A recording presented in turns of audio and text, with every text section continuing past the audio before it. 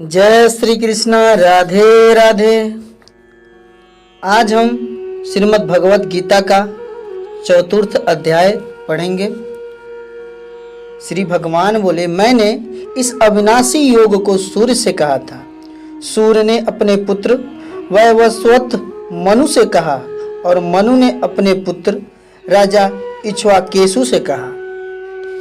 हे परम तप अर्जुन, इस प्रकार परंपरा से प्राप्त इस योग को राजर्षियों ने जाना, किंतु उसके बाद वह योग बहुत काल से इस पृथ्वी काल में लुप्त प्राय हो गया। तू मेरा भक्त और प्रिय सखा है, इसलिए वही यह पुरातन योग आज मैंने तुझको कहा है, क्योंकि यह बड़ा ही उत्तम रहस्य है, अर्थात गुप्त रखने योग्य विषय है। अर्जुन बोले, आपका जन्म तो अर्वाचीन अभी हालका है और सूर्य का जन्म बहुत पुराना है, अर्थात कल्प के आदि में हो चुका था। तब मैं इस बात को कैसे समझूं कि आप ही ने कल्प के आदि में सूर्य से यह योग कहा था। श्री भगवान बोले, हे परम तप अर्जुन, मेरे और तेरे बहुत से जन्म हो चुके हैं, उन सबको तू नहीं जानता, किंतु मैं जानता हूँ। मैं अजन्मा और अविनाशी स्वरूप होते हुए भी तथा समस्त प्राणियों का ईश्वर होते हुए भी अपनी प्रकृति को अधीन करके अपनी योग माया से प्रकट होता हूँ। हे भारत, जब जब धर्म की हानि और अधर्म की वृद्धि होती है, तब ही मैं अपने रूप को रचता हूँ, अर्थात साकार रूप से लोगों के सम्मुख प्रकट होता हूँ। साधु पुरुषों का उद्धार करने के लिए, पाप कर्म करने वालों का विनाश करने के लिए और धर्म की अच्छी तरह से स्थापना करने के लिए मैं युग युग में प्रकट हुआ करता हूँ। हे अर्जुन, मेरे जन्म और कर्म दिव्य अर्थात निर्मल और अलौकिक हैं। इस प्रकार से जो मनुष्य तत्व से जान लेता है, वह शरीर को त्याग कर फिर जन्म को प्राप्त नहीं होता, किंतु मुझे ही प्राप्त होता है।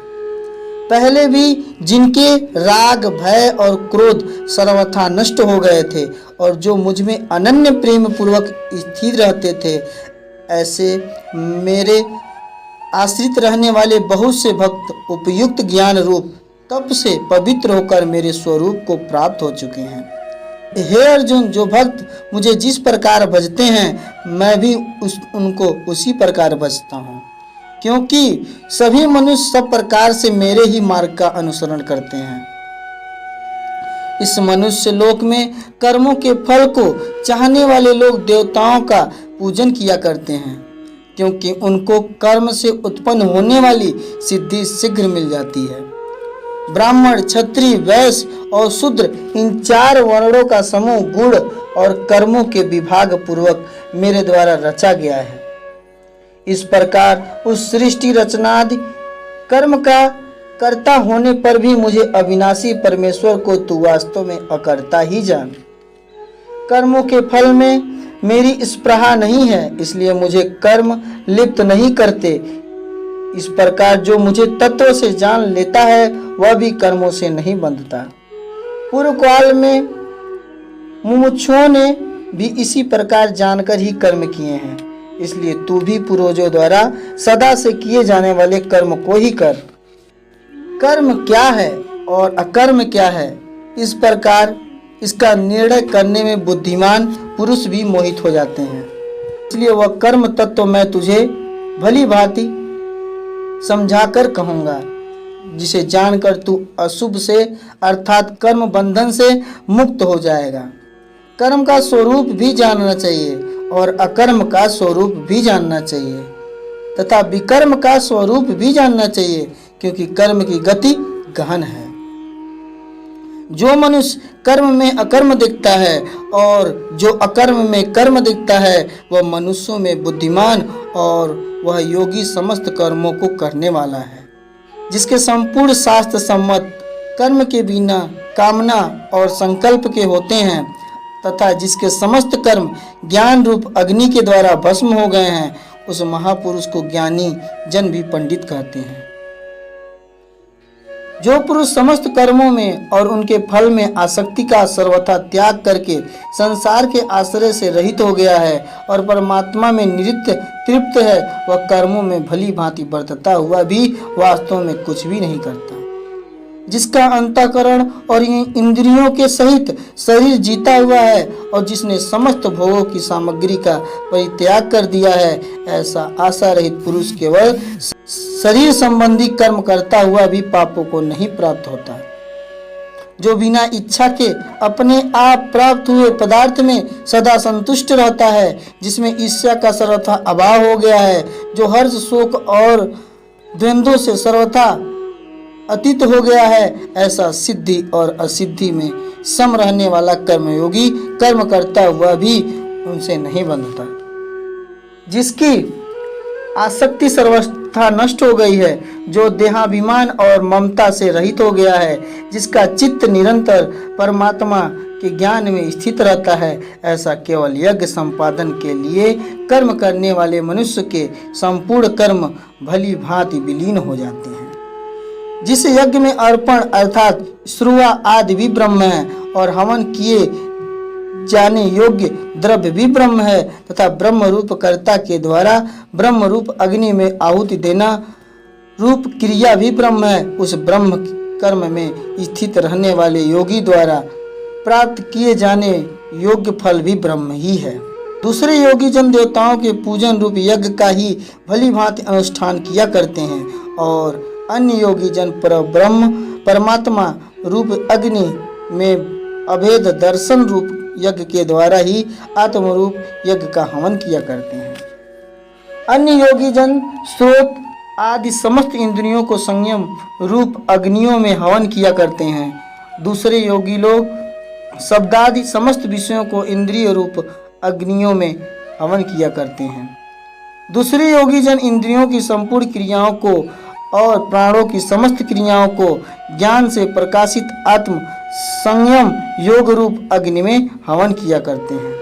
कई पुरुष द्रव्य संबंधी यज्ञ करने वाले हैं, कितने ही तपस्या रूप यज्ञ करने वाले हैं तथा दूसरे कितने ही योग रूप यज्ञ करने वाले हैं और कितने ही अहिंसादि तीक्ष्ण व्रतों से युक्त यत्नशील पुरुष स्वाध्याय रूप ज्ञान यज्ञ करने वाले हैं। दूसरे कितने ही योगी जन अपान वायु में प्राण वायु को हवन करते हैं, वैसे ही अन्य योगी जन प्राण वायु में अपान वायु को हवन करते हैं तथा अन्य कितने ही नियमित आहार करने वाले प्राणायाम परायण पुरुष प्राण और आपन की गति को रोककर प्राणों को प्राणों में ही हवन किया करते हैं। ये सभी साधक यज्ञों द्वारा पापों का नाश कर देने वाले और यज्ञों को जानने वाले हैं। हे कुरुश्रेष्ठ अर्जुन, यज्ञ से बचे हुए अमृत का अनुभव करने वाले योगी जन सनातन परब्रह्म परमात्मा को प्राप्त होते हैं और यज्ञ न करने वाले पुरुष के लिए तो यह मनुष्य लोक भी सुखदायक नहीं है, फिर परलोक कैसे सुखदायक हो सकता है। इसी प्रकार और भी बहुत तरह के यज्ञ वेद की वाणी में विस्तार से कहे गए हैं। उन सबको तो मन इंद्रिय और शरीर की क्रिया द्वारा संपन्न होने वाले जान। इस प्रकार तत्व से जानकर उनके अनुष्ठान द्वारा तो कर्म बंधन से सर्वथा मुक्त हो जाएगा। हे परम तप अर्जुन, द्रव्यमय यज्ञ की उपेक्षा ज्ञान यज्ञ अत्यंत श्रेष्ठ है तथा याव मात्र संपूर्ण कर्म ज्ञान में समाप्त हो जाते हैं। उस ज्ञान को तू तत्वदर्शी ज्ञानियों के पास जाकर समझ, उनको भली बात दंडवत प्रणाम करने से, उनकी सेवा करने से और कपट छोड़कर सरलता पूर्वक प्रश्न करने से वे परमात्मा तत्व को भली बात जानने वाले ज्ञानी महात्मा तुझे उस तत्व ज्ञान का उपदेश करेंगे, जिसको जानकर तू इस प्रकार मोह को नहीं प्राप्त होगा। अर्थात हे अर्जुन, जिस ज्ञान के द्वारा तू संपूर्ण भूतों को निःशेष भाव से पहले अपने में और पीछे मुझ में सच्चिदानंद घन परमात्मा में देखेगा। यदि तू अन्य सब पापियों से भी अधिक पाप करने वाला है तो भी तू ज्ञान रूप नौका द्वारा निसंदेह संपूर्ण पाप समुद्र से भली बात तर जाएगा। क्योंकि हे अर्जुन, जैसे प्रज्वलित अग्नि ईंधन को भस्ममय कर देता है, वैसे ही ज्ञान रूप अग्नि संपूर्ण कर्मों को भस्ममय कर देता है। इस संसार में ज्ञान के समान पवित्र करने वाला निसंदेह कुछ भी नहीं है। उस ज्ञान को कितने ही काल से कर्म योग के द्वारा शुद्धांतकरण हुआ मनुष्य अपने आप ही आत्मा में पा लेता है। जितेंद्रिय, साधन परायण और श्रद्धावान मनुष्य ज्ञान को प्राप्त होता है तथा ज्ञान को प्राप्त होकर वह बिना विलंब के तत्काल ही भगवत प्राप्ति रूप परम शांति को प्राप्त हो जाता है। विवेकहीन और श्रद्धा रहित संशय युक्त मनुष्य परमात्मा से अवश्य भ्रष्ट हो जाता है। ऐसे संशय युक्त मनुष्य के लिए न यह लोक है, न परलोक और न सुख ही है।